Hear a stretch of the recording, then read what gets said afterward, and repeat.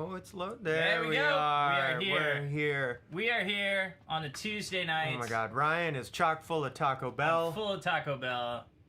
And now we have dessert. We have a real treat. yes. Yeah. Yes. I'm liking Tuesday nights. I am as too. opposed to Thursday nights. Yeah. So these are feeling good. What was your week like? My week up to Tuesday? Yes. Well, no. Oh, since I saw you. I mean, it's been exactly 7 days. That's right, it has. Which would be a week. What have I done? It was good. I went down to Chicago. Nice. I played in a dad band, which was awesome. Was that my band? No. Oh, because my band's kind of a dad band. Your band is kind of a dad band. Well, your band is a half dad band. Yeah. Yeah. This was a 5/6 dad band. Okay. So they got you beat by a little bit. It was Okay. great. Just a nice, fun hang.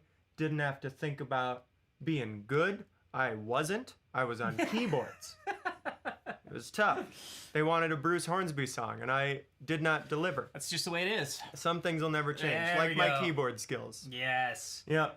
Sweet. That's it. How about you? What's going on? We're in the middle of kind of like a Scythe week Yeah. on Demos Oh, in the that's Dark. exciting. So today we published a video of my trip down to Kansas City to pick up that OH10, that Aztec Gold OH10. Yeah, I'm looking right at it. And then on Thursday I will actually have the formal demo up of that. But Ooh. the trip is a good video as well, I think. And on that note,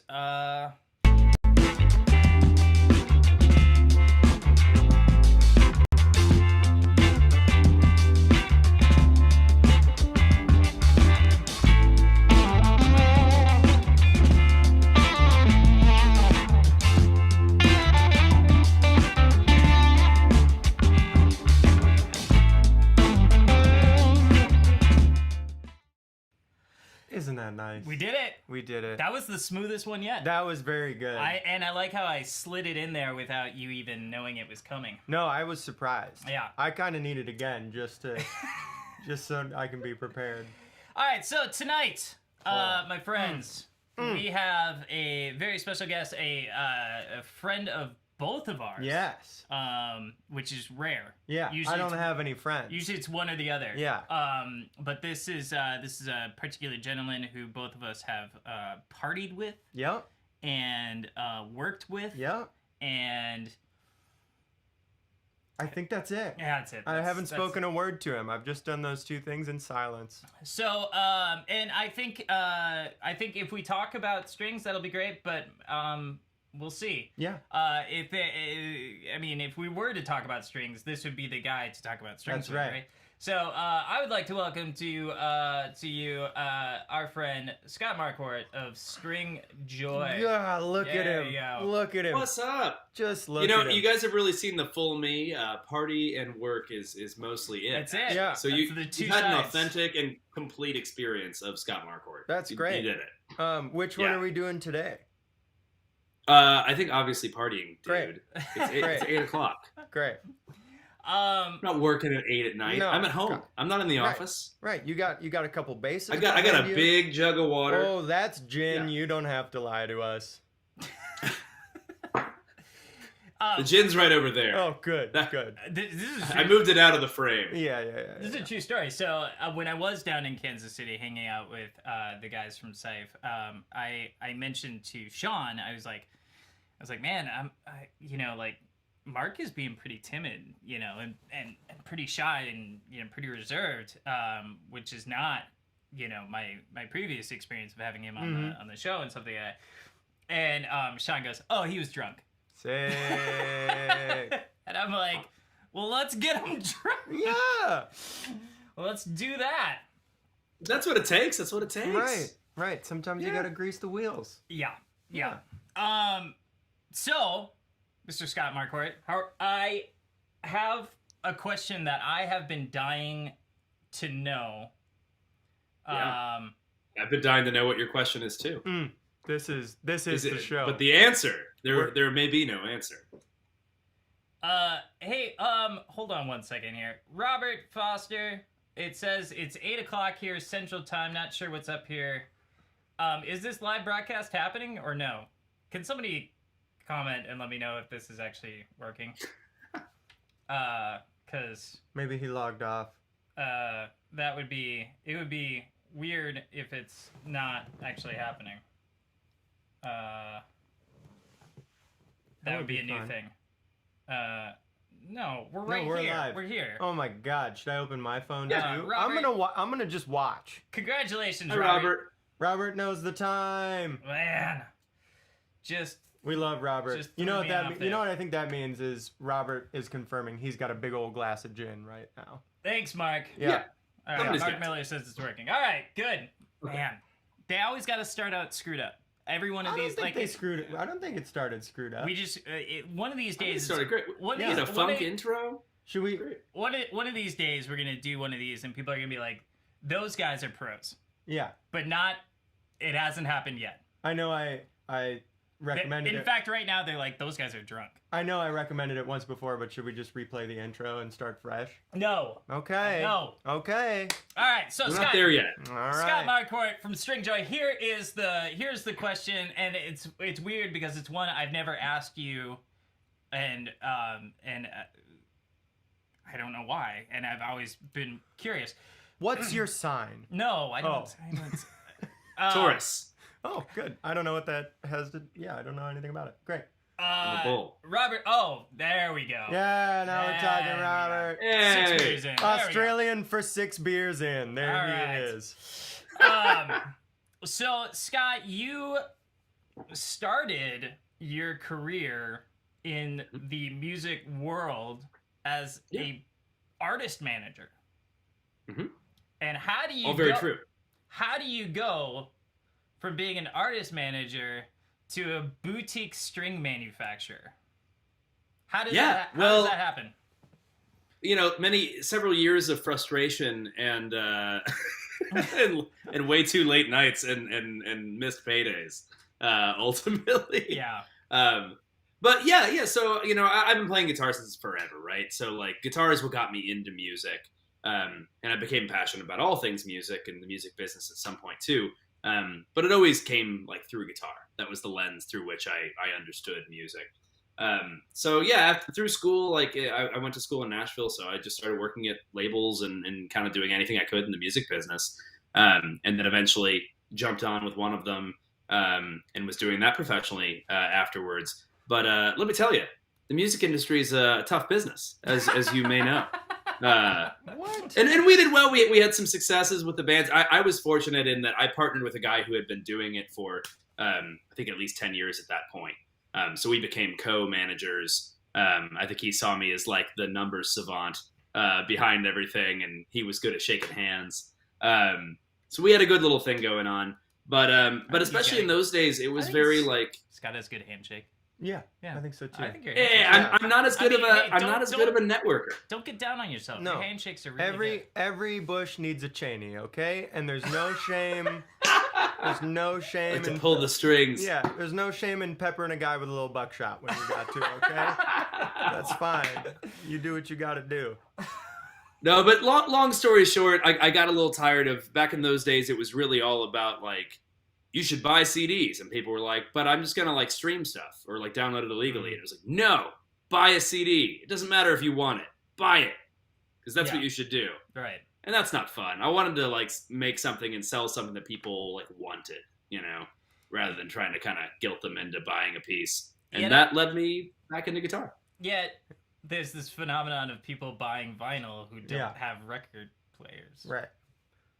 Is that true? Yes, Just like that to is support the bands? Yeah, it's kind of a souvenir. Yeah. Kind of like a Art Yeah. piece. Yeah. yeah. So our business model is working finally. That was target- always the model. Like, Yeah. it doesn't matter that you don't need it, And- that you can't play it on your phone, that it doesn't work in your computer anymore. And Just to be buy fair, it because you should. You have guilted both of us into buying a lot of strings.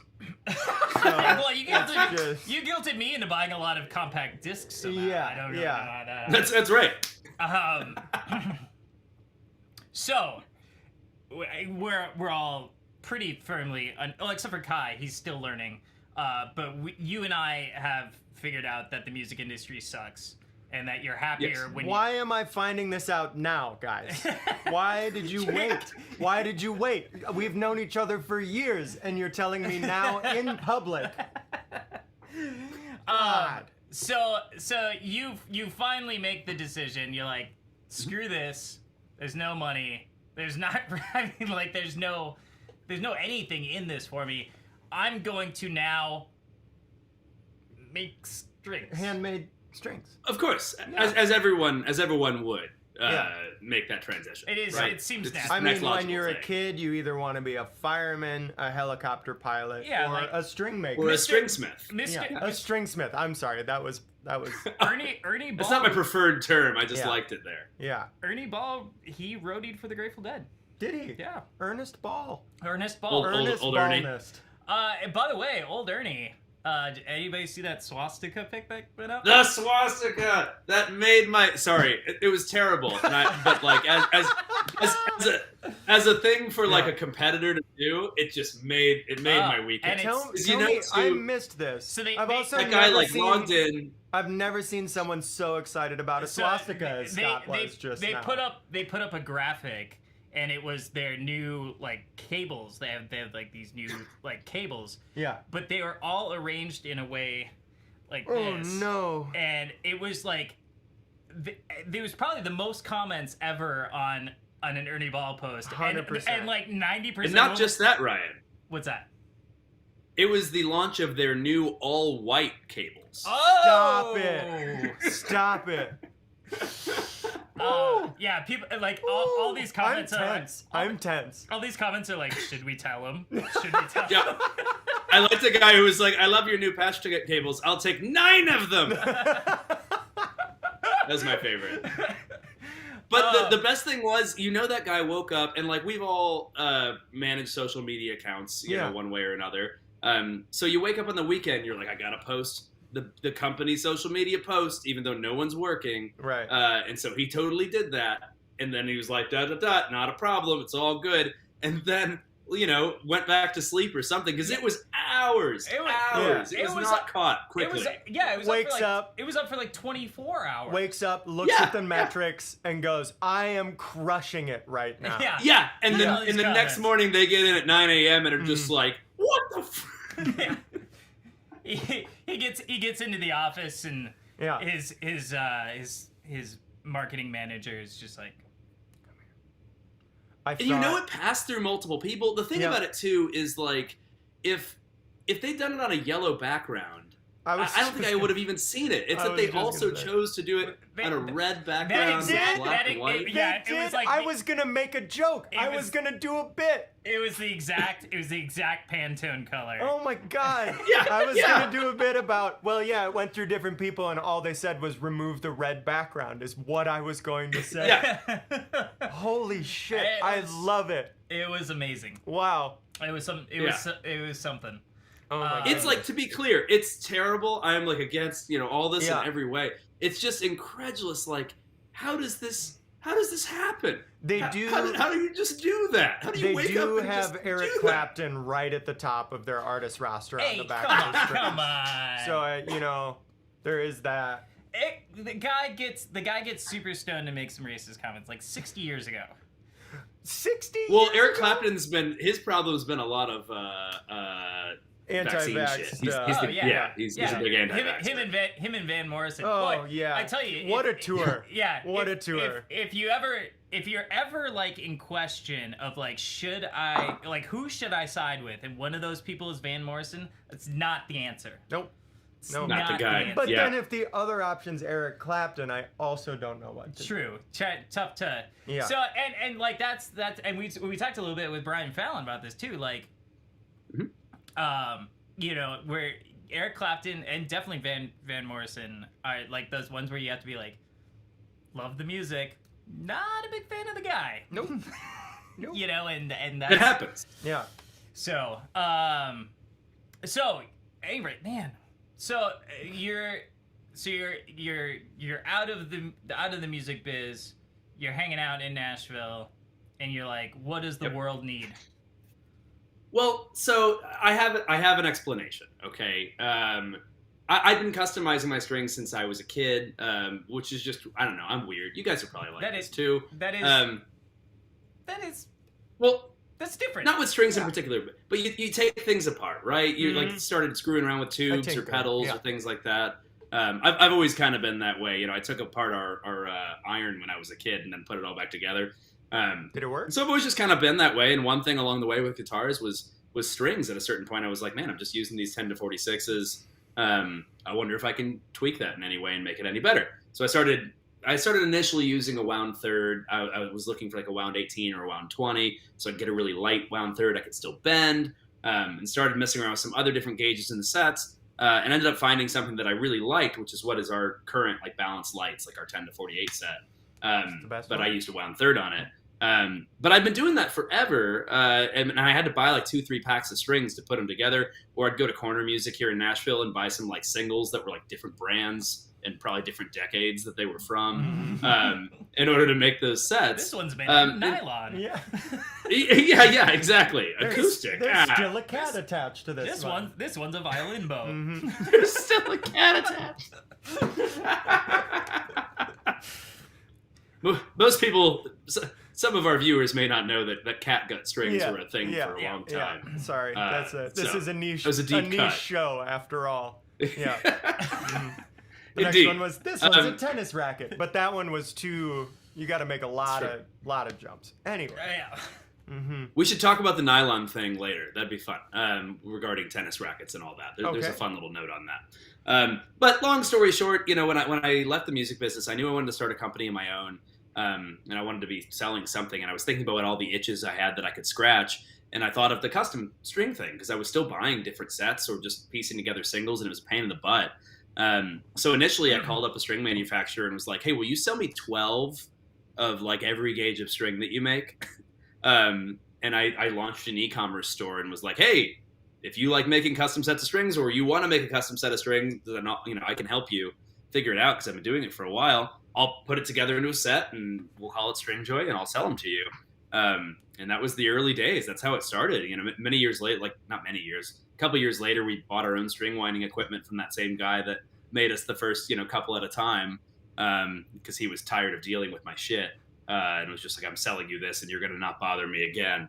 And, we learned a lot about making strings, and I think now we make even better strings than anyone. But it's a weird path. You're right. It's a strange path. I like but it works in hindsight. I like it, though. Yeah. I do like it. Hold on. I'm going to see if I can do a thing here. Well, that's good. Did that do anything to help this out at all? I don't know what you're talking about. I don't know what I'm talking about either. Great.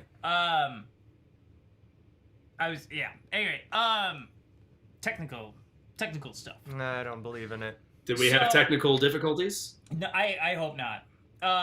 Okay. I may have just made one. Great. It's possible I just made it. This show's like jazz, man. It is. It's just wild.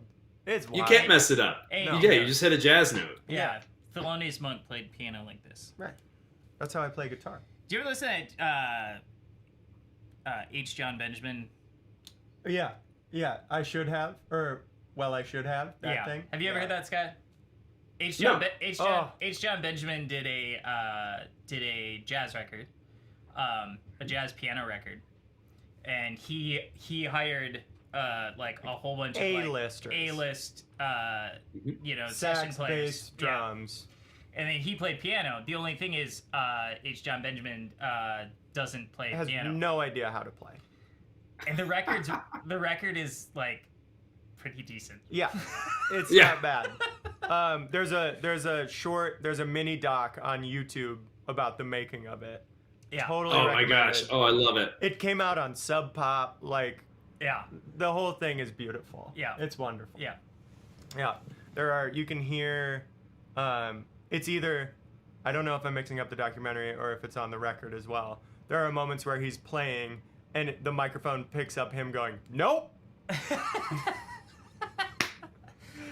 All right, hey, Robert's back, and Robert has. We say this to the end, but I feel like I could use a second to breathe.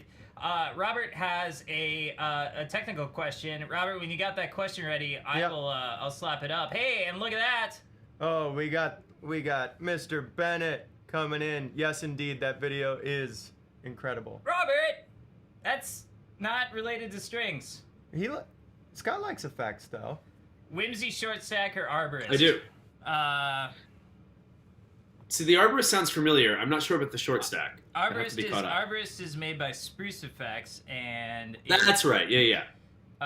it is kind of a distortion, and the short stack is more of a tube screamer type pedal. So, Robert, I would say it kind of depends on if you like tube screamers or not. Yeah. I've got a lot of pedals. Just right down, just beneath, just down here.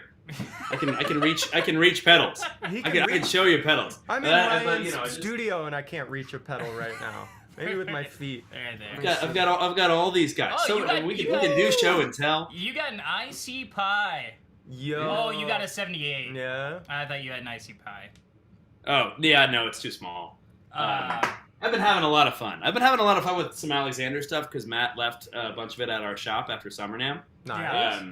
And man, so I've got down there the sugar, like on my board, the Sugar Cube and the Marshmallow, amazing pedals. They're so cool. Fun. This one I thought I would screw around with the Super Ball. Yeah, Super Ball is not. And what I determined is that if I could figure it out, this would be what? So I don't know what just happened, but Super Ball is the only demo in the history of me doing it. Not that I've done it a long time, but I mean I'm doing 2 or 3 weeks. You put a few out. I'm doing 2 or 3 weeks. Yeah. So, but that's the only one that I got in the middle of it, and I went, fuck it, I have no idea what this fucking thing is doing, and I called. That's what I was gonna say. Yeah. If I could figure it out, I'm sure that I wouldn't need any other pedal. I think I can do anything with this pedal if only I could learn how. Yeah. Mark Miller says the Sky-Fi is awesome. I am one of those strange types who prefers the Sky-Fi to the Sky 5000. Oh. Wow. It's true. It has less technical stuff in it, but I technical. I happen to like that one better. All right. Yeah, I've got a Quadrant over here too.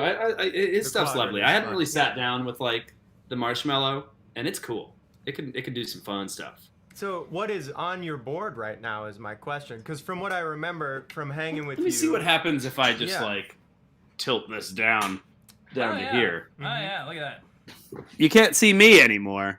No, But this you is got- what it's this like is right nice, now. though. Got a rubberneck there. Yeah, I see. So we've got a Greer lamplighter, Yeah. Small Sound Mini, Marshmallow, Sugar Cube, the Demodash T120, Rubberneck, and a Blue Sky. And then this is all crap I've been screwing around with on the side.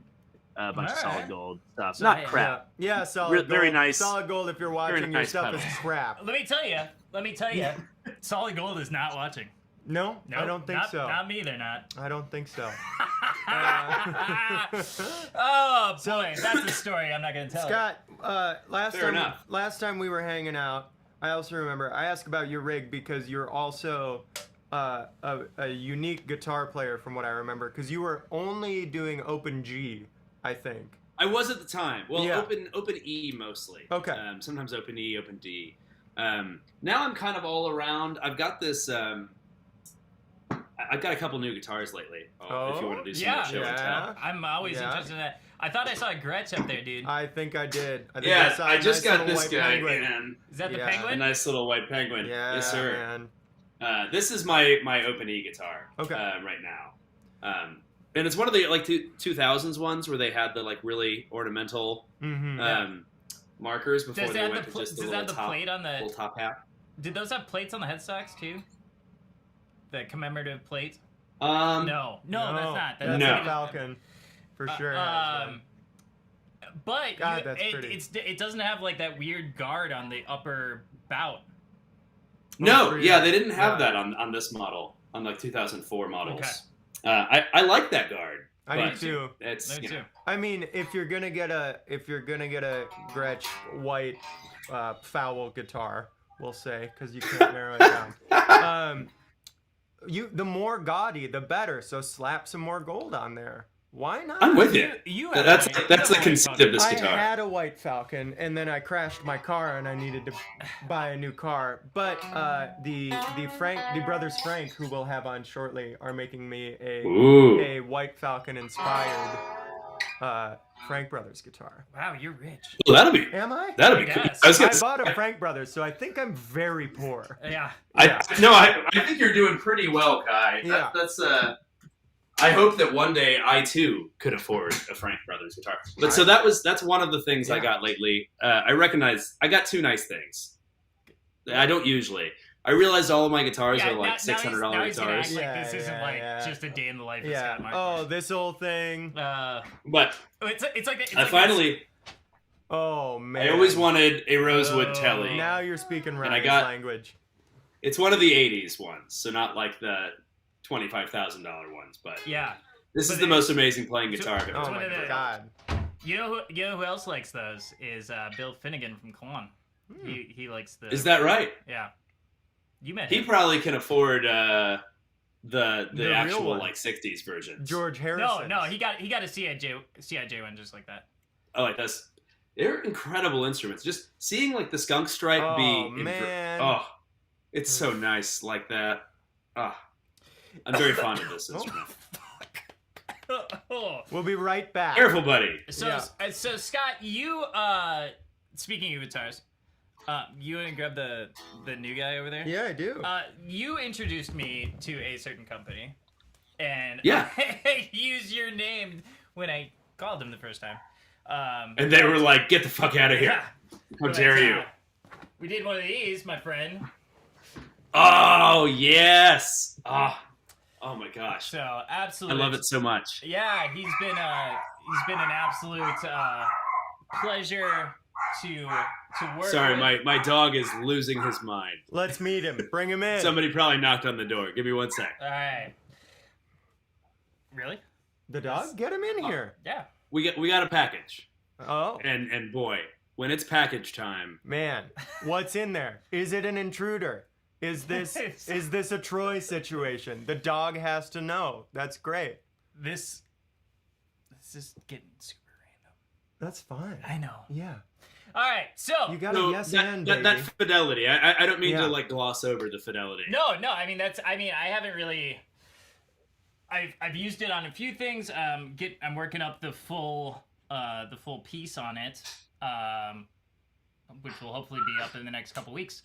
But Scott, you know what I love. You know what I love about working with people is that when I talk to him, he's like,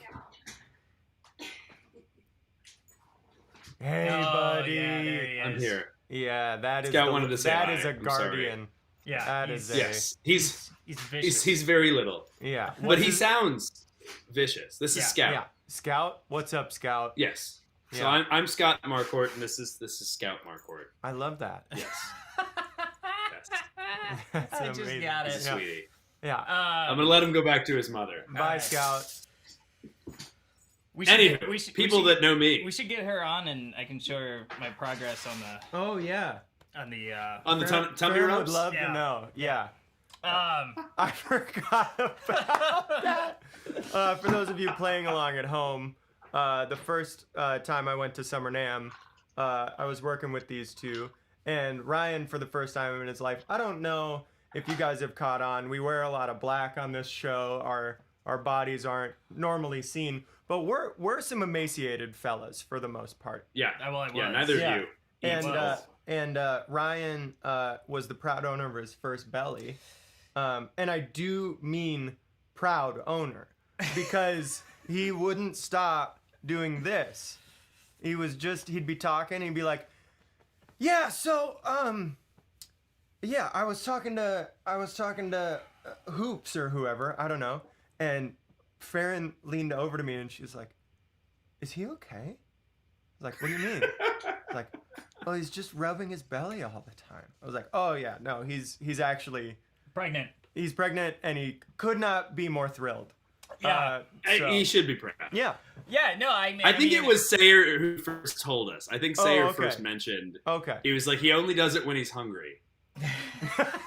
Which is a lie. Yeah. Yeah. No, so yeah, I mean, what had happened, and you haven't had to deal with these yet. Scott, you're probably getting up there in the years to where it's gonna happen to you. But there is a point where your metabolism just kind of goes, I'm out of here. Oh yeah. No, I know the point. Yep. Yeah. Familiar. And so I had been just horribly thin, and I could not put on weight to save my life. And then my metabolism was like, I'm out, job's done. Yeah, the next 40 years are yours. And it's all up to you now. Yeah, I hope you and learned something along the way. It came on super fast, and so yeah, like I mean, there was just like there's all kinds of jiggle happening that wasn't there before, and I was just. Oh, you looked great. I was obsessed. You still with do. It. I haven't sell done yourself short. I haven't done anything differently, Great. so it's still here. I'm kind of looking forward to it. I don't know about now because I've only seen you over the screen, but that summer, you looked great. Thank you. It was really great. Can confirm in the studio live, Ryan looks dynamite. Yeah. Yeah. And this is the rest of the show. We're just going to objectify the shit out of Yeah. Ryan for the rest of it. Ryan, It's totally okay. Ryan, turn around and show the people. Yeah. Yeah. Catch us on the Demos in the Dark OnlyFans. That is a subscription only video channel. It will be worth your while. So Scott, here's the thing. So, and here's a little bit of history for. It really is. If that door closes, the internet's like not as good. Wild. Keep it It's open. weird. So here's some history for anyone who doesn't know this. I don't know why anyone would know this, but the way that we used to work together is Stringjoy was partnered with Mass Distro, and so Mass Distro was doing their dealer distribution for. Wow, that's great. So That's impressive. 140 pounds for 20 I years. thought we were still talking about dogs for a second.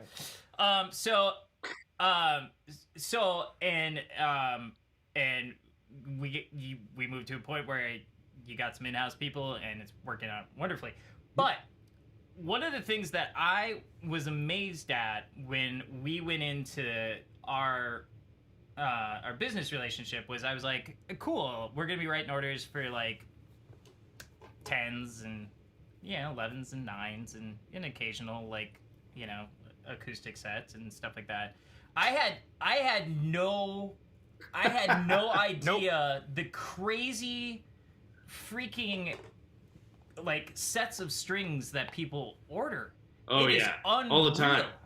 And that is where you guys become like are you the only ones out there doing, I mean, you'll do just about freaking anything with strings. Most things that we've found like enough people that we can make the gauge. So for us, like setting up to run a certain gauge, like let's say you were like, I want a 167. If we can't like sell enough of those to make a few dozen, or ideally like 144 at least, then they're just kind of like waste away and get old. But if we can like sell enough of them to kind of cycle that inventory, we will make it. And so we've got a lot of options. So and people do some weird stuff. What's a 167? That would be like a really, really low like bass F sharp. Like Okay. if you tuned Woo. the bottom end of a 5-string bass down Woo. Okay. 5 half steps. Yeah. I was just shocked at how many just bizarre sets. It's like, and a lot of them came from Asia. How a lot of your business is in Asia, right? Because like, Yeah, we do well over there on the dealer side certainly. yeah. And so that's cool. And did you know that there was going? I mean, it sounds like you did. It sounds like you recognized that there was a need there that needed to be filled. I had a hunch that there could be, but I didn't know what it would look like. Specifically, like I thought when I got into it, I would find maybe some more people like me where they're just like kind of gear nerds and really like recognize that tweaking one little gauge here or there would lead to something playing, sounding, or feeling kind of the way they wanted their guitar to. We do have those people for sure, but I quickly realized like how many people were playing in alternate tunings that really needed very different solutions than were really available for regular people. And a lot of those people in weird, really weird tunings, and I say weird with love because we like it. But, we had a guy just the other day that tunes to all E, but several different octaves of E. It's like E. I am fascinated. Yeah, and there's a lot of folks out there just doing, Sonic Youth, of course, did a lot of weird stuff like that. There's a lot more people than I realized that are doing that, and then also I quickly, when I got into it, realized how many metal players there were out there that were like tuning down to, drop A or drop G or drop F sharp or drop E or whatever. 8-string guitars. And... very disrespectful to bass players. Very disrespectful. Yeah. Well, I tend to agree in a lot of ways. The bass player has to go lower. Yeah, but what if he doesn't want to? No, that's exactly it. We get a lot of, sometimes try to be a mentor to young bassists who come to us and are like, hey, I need you to make a 220. And I'm like, why do you need us to make a 220? You're like, I'm sorry, Les Claypool. We said we're not going to work with you anymore. Yeah. If you're going to tune all your bass strings to E, just have one string. Right. Well, so case in point, a guy in particular was saying this, and I was like, what are you trying to do? And he's like, well, I need to tune to I think it was E-1. And I was like, so, really funny story about that -1 octave is that it doesn't exist, because that's well below the audible frequency spectrum. And at that point, notes are indiscernible by pitch. You really can't tell, the difference. So, that's not an octave. Yeah. And I was like, why do you think that that's how you want to play? And he was like, well, because my guitarist is tuned here, and so I have to tune an octave below the guitarist. And I'm like, no, you don't. You don't. You can contribute musically to this band without just playing the riff an octave down. Yeah. That's not what all the bass can do. Wow. I don't understand. So you have the opportunity to be like, listen, kid, learn your instrument and get back to me. All right, punk, go learn how to slap, and then we'll talk, okay? And now do that over everything. That's your only option. Never stop. You either play a riff an octave down, but there's a lot more you can do. You can slap. End of list. That's it. I mean, we need to get Davey 504 on here at some point and just let him go. You should. But I feel like a lot of guys don't understand. Guitarists are funny, right? Because most instruments, people that play instruments, will come from having an understanding of classical music theory at some level. And so many guitarists are like, I picked up the guitar and I played Angus, and then that's guitar. Yeah, and I'm done. Yeah. And so one example of that is so few bassists understand counterpoint, which is such a huge part of classical music theory. Having a bass, as you have a descending line in the melody, you can have a descending line in the bass. Right, Paul McCartney does that all the time, and it's awesome, all over. And I don't think any metal bassist has been told that. Yeah. No. And I'm like, you can do it, and it'll be awesome. Trust me. Yeah.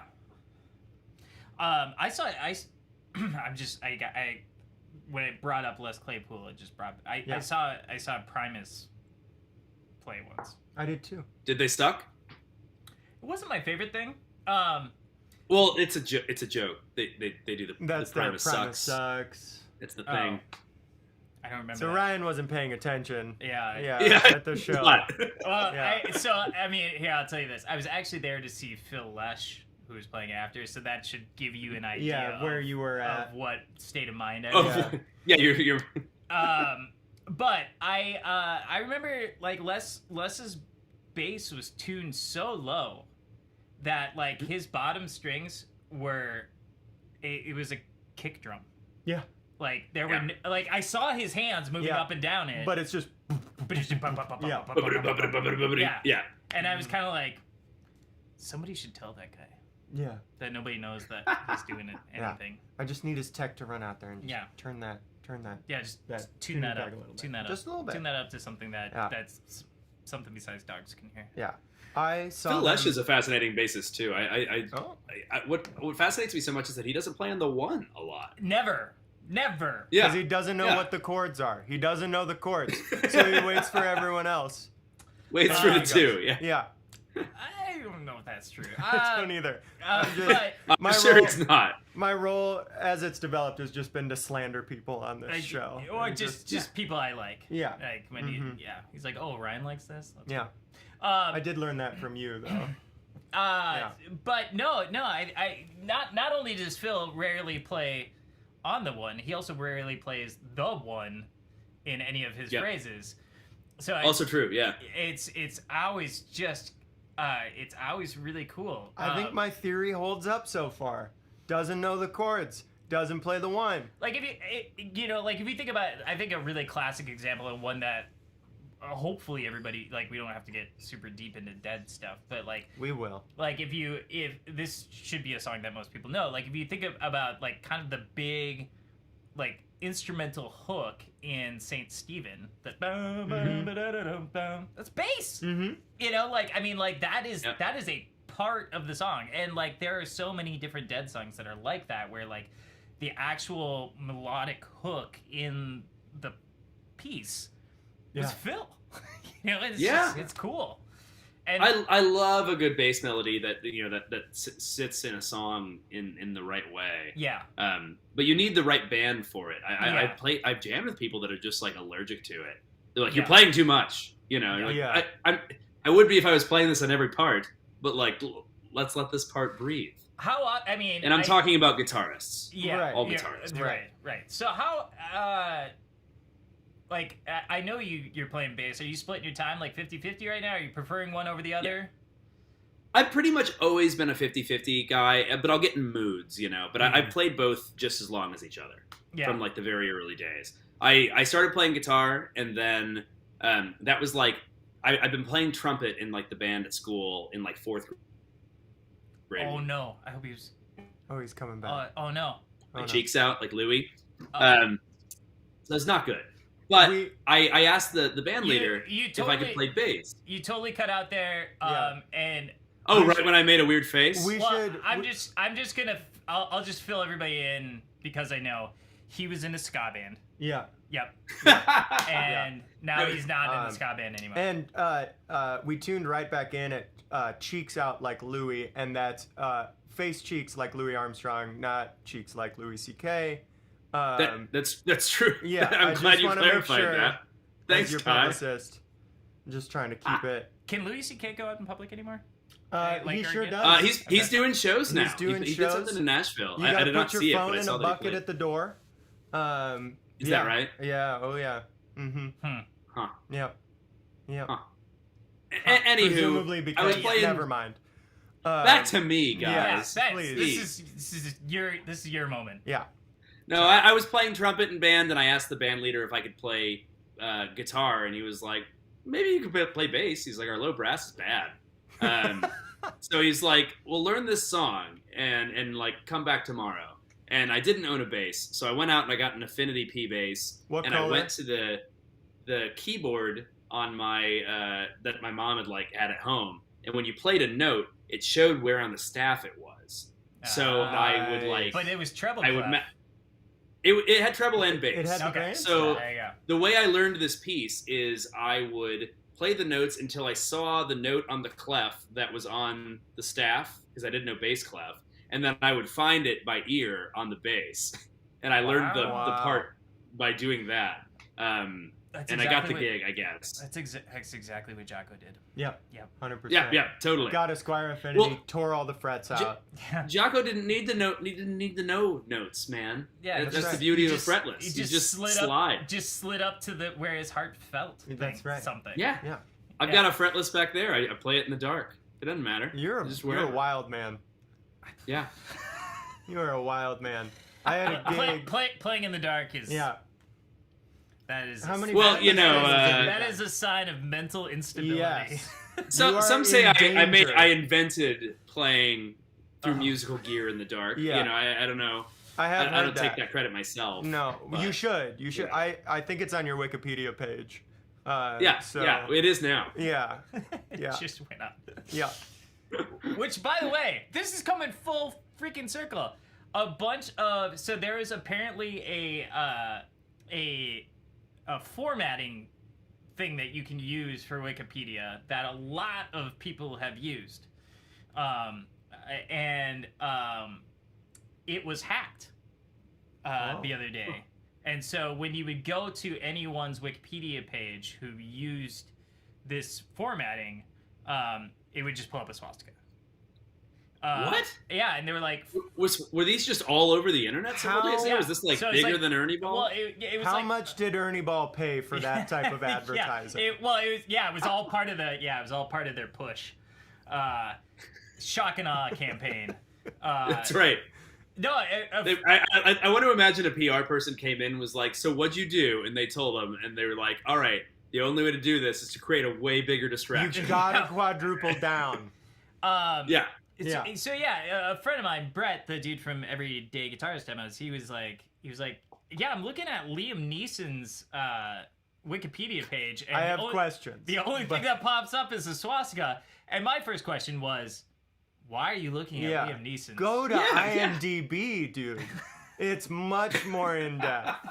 You can see all the movies where like 90% of Liam Neeson movies are like, give me back my daughter, Whatever. give me back my Yeah. wife, Yeah, give me back my dog. I Oh, saw yeah. one recently that was "Give Me Back My Truck." That was great. So- Liam Neeson you is remember- always chasing down something Yeah. that was taken from him. yeah. Do you remember on the And Key then- and Peele bit with the two bellhop or not bellhops, like valet guys? No. They're like, "Liam, did you see that new movie? It's got Liam Neeson's in it." And the other guy's like, "Liam Neeson's." Anyway, I have not pretty seen good. that. Speaking of It's good. controversies, Liam Neeson very recently in a press junket said, "I'm going to kill the black bastard." I don't know who he was talking about. Oh my God. Yeah. So What the are fact people? that How the can fact people that there not was hold their this- tongues? I don't know, but the fact that there was a swastika on his Wikipedia page seems accurate. Is all Yeah, I'm trying to say. like 50,000 Wikipedia pages for like maybe like a half hour. I feel like so on one side, people are like, this cancel culture, it's going too far, and then on the other, you're like Liam Neeson. I don't know the context, but I'm like, why was Liam Neeson saying that? Like, I that doesn't don't seem like a know. thing he needed to be saying. No. What on earth? No, and sure, you gotta murder someone from time to time, but their race should be irrelevant in the N- process not a of factor. murder. That's no. right. Yeah. Yeah. we just tackled something big. We just got somewhere big. Wow. People, I think so. this is a free show. This all right? this is a good point for the reminder. We got 15 minutes left. Oh, God, get us out of here. We got 15 minutes left, and I always save the last 15 minutes if anyone has any technical questions about strings, which we've really not talked at all Nope. about. we haven't talked about strings. I'm sorry. I can just. I No, have them. Yeah. that's I'll just we're here show to them. talk about in what lieu you of want to talk about. Talking. I do, and Scott, you're very well aware of this, but I remember picking up my first set of balanced 10s, and I remember seeing the 13.5 on the B, and going, huh, I'm gonna hate these. And the first couple of times playing them, I did. And then something just like clicked in my brain, and now if I play anything that is not that, Mm-hmm. I have I'm not happy. How did you stumble on a 13 and a half on a B? Like, Yeah. I know you said you were out there grabbing, weird gauges and, but who had a 13 and a half before you? They were not easy to find. Yeah. They were not easy to find. I can't remember why they existed. I know that when we got into making them, I still had to special order the wire. Yeah. It might be a little bit more prevalent now, but it was not easy even to that point. And, and I guess my bigger question that I have is, you kind of mentioned that you feel that the balanced sets are in fact more balanced than kind of the sets that we are used to. Can you go into just a little bit of that and tell me why that would be the Yeah. case? Okay. Absolutely. So I mean, when the initial kind of standard string sets were put together, their intention was more or less to balance them out tension-wise. They just weren't doing it mathematically. They were doing it by just like ear and by feel, and it was like one guy. So in the early days, you had sets that would go like 11, 16, 24, 32, 42, 54. And then people started wanting lighter gauge sets than existed for that. And that set was kind of thrown together. That's like an old Gibson set that was in many ways just like, here we go. And a lot of times the gauges wouldn't even be right. But what players started doing is they would find a 9 banjo string and drop the 6 string on the set. So that it became 9, 11, 16, 24, 32, 42.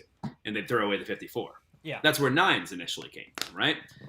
Same story with 10s. That was a set of 13s. They found a 10 and tacked that on. So when Ernie Ball, who is largely credited himself with creating really light gauge or super slinky strings, Ernest Ball, I think. Ernest Ball the third. Yeah. All right, keep going. Sorry, Scott. Sorry. He had a music store, and he started piecing together some Gibson singles, like Gibson string singles, into these sets, and he made a set of 9s for the kind of the first time, a set of 8s, and a set of 10s.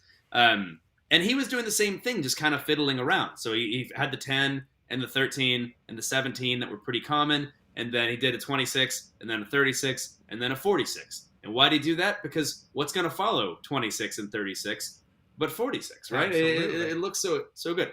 It's not the right choice. It's close to the right choice. A 48's a better choice. It has more of a similar tension profile to 26 and 36. And same story with 13 and a half. It just didn't exist back then. But these kind of became the standard gauge sets, and that's just what everyone started using. And it became, everyone else started doing it too, and that just became the standard.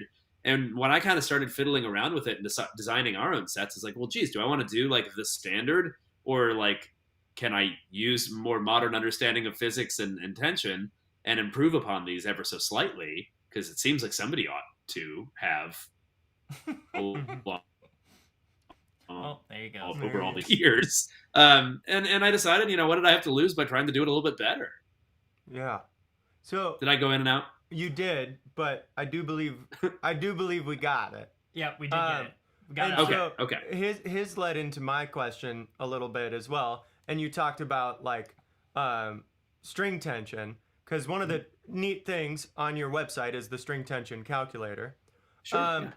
But for an idiot like me, why? I understand like the need for like consistent tension across the strings, like, and what that does as far as feel. But then the overall string tension of those strings, like when I'm calculating, what am I calculating there, like at large, or like how is that affecting my guitar as a whole when I'm looking at the overall tension of all of the strings pulling? Do you know what I mean? The overall tension is a little bit less interesting, but it certainly can affect, how much output you have out of your guitar, because you have higher mass strings to get higher tension. It can affect how you're pulling on the neck and whether you need to have adjustment for the truss rods. Right. I find internal string tension to be more interesting, though. Matching your G, your B, and your E together so that all of your plain strings bend with the same amount of force. They all have a similar amount of dynamic output, so they sound balanced when you play a chord. All of that, and that's what we really kind of worked on improving. All right. Well, hey, Scott, what's coming up for Stringjoy? I know the rumors. I know the rumors that there are potentially flat wound strings in the near flat wound bass strings in the near future. Not in the near. So the first thing that we're gonna have, and the Rhett Schill video, he did kind of accidentally blew the top off this, so I don't mind saying, but we've got some coated strings that we're going to be launching here in probably about 2 months. Yeah. We're really excited about them. We've been R&D'ing them for the past, well over a year. Talk to me about coated strings. Why are coated strings a thing? And why I don't like interested? coated strings. I should say, but we found a different type of coating that it's an enamel coating. So we're coating the actual wrap wire rather than coating over top the whole string. So what this means for you as a player is that the string responds much more like an uncoated string, but you have that ability of the string to last quite a bit longer. So the coating's good, but we found that this particular coating, combined with how we make strings, where we wind things really tight and we don't have gaps between each wrap of wire, enabled us to use an uncoated core, so the core really resonates like an uncoated string. In essence, we made a set of coated strings that I think is even brighter than our uncoated strings, which is really hard to do. But they sound really great. They're super crisp and they're super bright. We really love them. Wow. And that, like that ultimately was the thing. I hate changing strings. I hate it with passion. It's of course. It's my least favorite thing in the world to do. And that's not true. But it's up there. And the thing that like your strings, your normal strings just last for freaking ever in general. Yes. And we want that to continue to be the case. Yeah. Yeah. So But like, that's what I even a little bit more when, lifespan. so when you're talking about coated strings, I'm like, man, I could buy one set of strings for the rest of my Forever. life. Well, what I think is cool about these coated strings is that they're not just like an extended life version of our regular strings. They do offer a different like tonal character. Mm-hmm. It really is more brightness than we even have on our uncoated strings. Mm-hmm. So they won't be right for everybody, but we do have, especially on the acoustic side, some players that really like a super bright, snappy, crisp tone that stays there for a long time, whereas our uncoateds are a little bit more natural and balanced overall. So we're really excited to offer something for those players that do really want, their Martin to sound like a Taylor, Mm-hmm. Yeah. have all that brightness Great. and crispness. So that's going to be really cool for us to offer. I'm really excited about it. I don't think they'll be right for everybody, and it's not a thing where it's like, don't play our uncoated strings anymore. The coateds are way better. They're their own thing, but for the players they're right for, I think they're going to love them. Sure, It's just going to be sure. another option to offer. Our friend Mark Miller has a question. He says, is your 10 to 48 set similar in tension to an EB 1148 with the 13.5 included? No. So almost every string in the 10 to 48 set is going to be lighter except for the 48. So on most string sets, the low or the high B has a little bit of a dip in tension, and the low E has like a huge dip in tension. On most string sets, like Ernie balls, you can grab that low E and just like bend it around the side of the neck, and you just kind of got used to it as a player. Mm-hmm. When you're playing blues style and you're hitting that E, you can hear it just like smack against the frets because there's so much less tension. The way to think about it, tell me if I go in and out, but if you look at a pipe organ Just at a don't close your church, door. Just don't close the door. the door's open. Yeah. All right, good.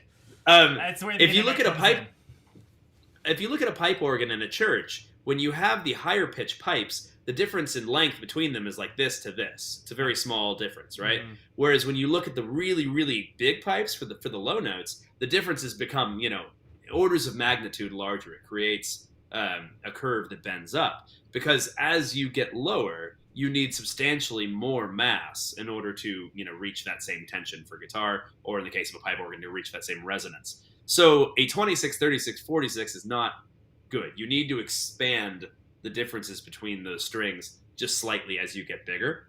So that 48 is just right. But you just need that little bit extra tension. You don't want those differences to be equidistant. They need to extend slightly. All that is to say, our 10 to 48 set will feel like a 10 to 46 set if it was perfectly balanced. Only that low E and the B will be a little bit different. All right. Good to know. What Good. are That you makes sense. still? You have the open E guitar, and those are probably different gauges. What gauge are you rocking mostly? I nowadays mess with a bunch of different things all the time. Mhm. I have some guitars that have like 8.5s on them, and then I have some that go all the way up to 14s. Wow.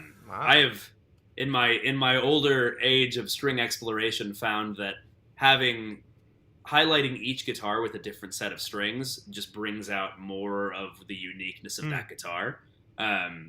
And I find that, switching things that I'll play on 13s are totally different from things that I'll play on 9s. Yeah. So it just brings more inspiration to the table to have all those different options available. But at the end of the day, I really like 10s. I think like our 10 to 48 set is perfect with the wound third, especially. I really like it. But I think that strings are one of the easiest ways to get out of a rut. Certainly the cheapest way to get out of a rut by buying gear. If you play 11s and the guitar is boring, throw on a set of 9s, man. Mhm. Like it'll play completely differently. You might hate it, but you'll change the way you play. Yeah. And that can be really cool. And it's an important thing that I think just I stated and I did that ad for you guys that it was just like it was exactly how I feel, which is like it's an important piece. It's where your fingers are connecting with the music that you're making, and Yep. and so yeah, it is a worthwhile it's a worthwhile rabbit hole to go down, in my opinion. And it's one that is, like you said, it's going to be cheaper than I know people who go in and out of NOS tubes and buying NOS tubes or some of the other just amazingly strange certain 9-volt batteries. Yeah, and like the difference that it's going to make is just minuscule. And you're the only one who's going to notice that difference. But with strings, again, you may be the only one who notices, but it is going to be a substantial change. It's going to be, yeah. It affects the way you play the guitar and the way the guitar sounds. And the thing that people miss about strings too is like, this seems kind of cheap, but when you're playing a guitar, you're playing the strings. The guitar is a big piece of wood that resonates. Yep. It amplifies. It's basically the first amplifier in the chain. Yeah.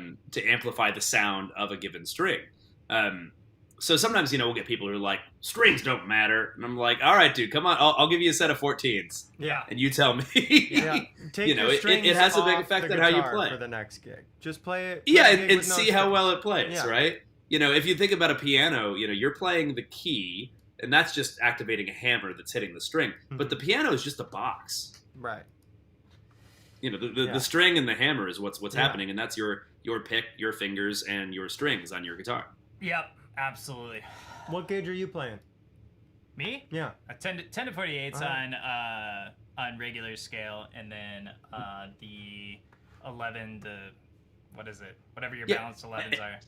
11 to 50. And I should say, Ryan, in the early days, I sent you a bunch, and you were like, "Thank you so much for the 10s. Why'd you send me these?" Never used 11s. Screw you, sir. And look at you. Many years later, you're like, "Hey man, can I get some 11s?" All grown up. Good job. I'm using the 10.5s these days. I'm loving them. They're great. I'm glad to hear it. And Mark, thank you for that comment. That's super sweet. Here we go, Mark. Enjoyed this topsy-turvy combo. Yes. There you go. Yeah. Beautiful. And I think that's where we end this. Hey, We Scott, start with a swastika post, we end with a swastika post. Yeah. Please Oh, I do know, not yeah. isolate that audio. No one isolate that audio. I was gonna say, and it's funny, this is usually when I do things like this, it's like during the workday, and today now it's like 8 here, so I'm like, in a little bit more not post-work attitude. Yeah. But it's been fun having this that conversation with party you guys. Scott. This is party party Yeah, exactly, exactly. All right, well, Scott, I appreciate your time. So nice to see you again. Appreciate your expertise. Your good looks. Good looks. Cute dog. Oh no, dog. that's all on you guys' side. Look at you next to that fern. No, It's not a fern. It's not a friend. Yeah. It's a peace lily. No, I don't know what it is, but it's a low Or is lighting. it one of? I have one of these too. Yeah. It's a little That's it. poison plant. Yeah, It says it's kind of like that. It says it can survive in low lighting. And so But far, mine will so far kill it you has. if you touch it. If you touch it, you can't talk. I for like might. 2 weeks. That's pretty tight. Why? Why haven't? Is my question. There's like I didn't know it when I bought it from the Home Depot, and I get home and I was like, "Are you kidding me?" They're just if I selling touch the poison sap, plants at Home Depot. yeah, it's called a dumb something because it you can't really talk. So I don't okay. want to learn that the hard way. Scott from Stringjoy episode 2. We're all touching the plant and we're letting it rip. All right. We're all gonna go see Phil Lesh after. Yeah. Yeah. All right. Scott, Thank you so much. say hi dude. to Thank you, Andy guys. and everyone. Tell them I Yeah. love them and John. Will Yeah. do. All Thanks right, so much, see guys. ya. That was fun. That was fun. Some of these we do these and it's just like, this is what it would be like if you went out for drinks with the three of us. Yeah. And that was one of those conversations. And I think that's fine. I loved it. I love getting a little weird. Yeah, absolutely. That's what these are for sometimes. So, cool. That's great, Mark. That phaser is great. That's best bang for your buck right there. So cool. Are we doing? When are we doing this? So next thing we got coming up is Christopher Benson. Woo! And then we have the Frank brothers. Mm-hmm. That's all I got right now. I should probably get on getting some. We should get some more friends. We should get some more friends. If you're still on here and still watching, and you have any suggestions, demosinthedark@gmail.com, or you can fill out the comment, the contact form on demosinthedark.com, and I'm always open to whoever you guys want on this show. Shoot us an Instagram, whatever all we can do is ask and have them say, hell no. I'm sorry, you have a what? So, on that note, I think we did it. I think we did it. I think we did a show, and I think we will live to do another. Great. Thank you for watching. We'll see y'all next time. Thank you for your time.